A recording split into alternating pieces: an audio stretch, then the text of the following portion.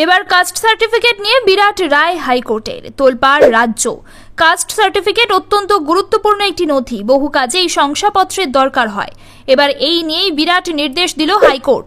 এক রাজ্য থেকে অন্য রাজ্যে গেলে কাস্ট সার্টিফিকেট বৈধ থাকবে না।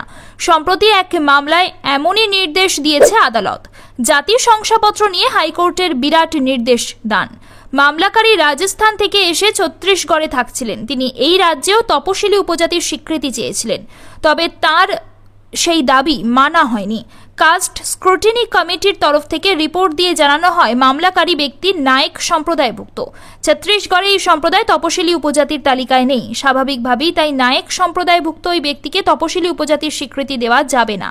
শুধু তাই নয়, এই ব্যক্তি কাস্ট সার্টিফিকেট পাওয়ার জন্য ভুয়ো নথি জমা দিয়েছিলেন বলেও তদন্তে উঠে আসে।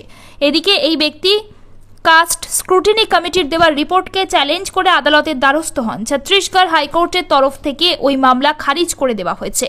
আদালতের তরফ থেকে বলা হয়, কোনো একটি রাজ্যে কোনো জাতির স্বীকৃতি সেখানে তার শিক্ষাগত আর্থসামাজিক অবস্থানের উপর নির্ভরশীল। এবার সেই জাতি ভিন্ন কোনো রাজ্যে স্বীকৃতি পাবেন কিনা সেটা ওই রাজ্যে তাদের পশ্চাৎপদতা একই রকম কিনা সেটার উপর নির্ভর করে। হাইকোর্টের নির্দেশে স্পষ্ট বলা হয়েছে, এক রাজ্য থেকে অন্য আরেকটি রাজ্যে গেলে কাস্ট সার্টিফিকেট বৈধ থাকবে না। শুধু তাই নয়, দুটি রাজ্যে যদি তারা তপশিলি উপজাতি হিসেবে তালিকাভুক্ত থাকে তা সত্ত্বেও সার্টিফিকেট বৈধ থাকবে না বলে জানানো হয়েছে। বিচারপতি নরেন্দ্র কুমার ব্যাস বলেন, একটি জাতি যদি একটি রাজ্যে পশ্চাৎপদ হলে আরেকটি রাজ্যে ওই জাতি পশ্চাৎপদ রয়েছে সেটা ধরে নেওয়া যায় না।